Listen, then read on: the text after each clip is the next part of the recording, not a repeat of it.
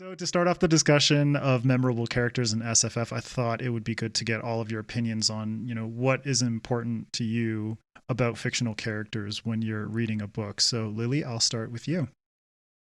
Adrian, I had this whole thing set up how I was going to sum up all of my entries like a thesis statement at the end, but apparently you're lucky I came up with it early.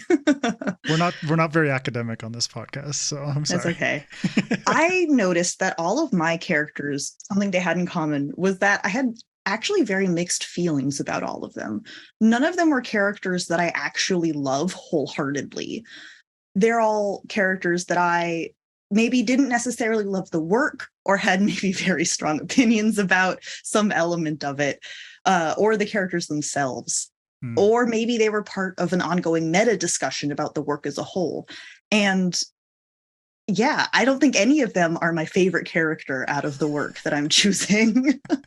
But you said memorable, and that's different. Yeah, for sure. But I mean, like when it comes to when you're reading a book, what is important to you about a character, regardless of, your thesis and your meta-analysis of these people who are not Who do I actually your end up favorites?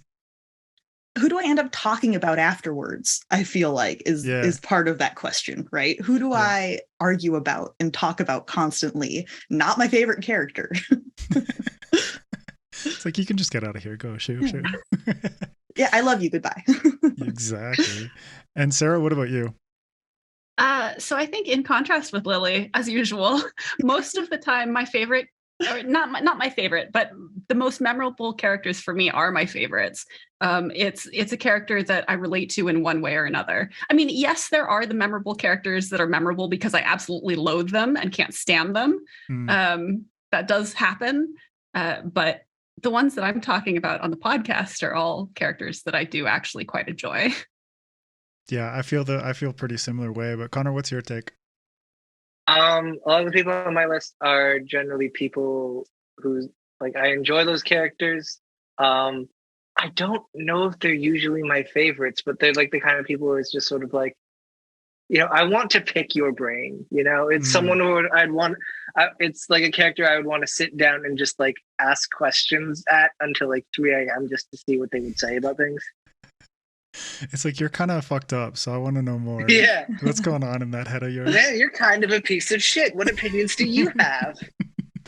Yeah, I mean, for me too, it's like going through, all these books that I've read and the characters that really stuck out to me. It's like a lot of the time they're pretty shitty people, or just at least like very conflicted in terms of their actions and like their moral conundrums and stuff like that, which I guess is what makes a good story in the end, is like internal conflict mixing together with external conflict. And it's like that internal conflict is the kind of thing that really makes me click with POV characters, because like there's occasional side characters where I'm like, damn, you're good, like that.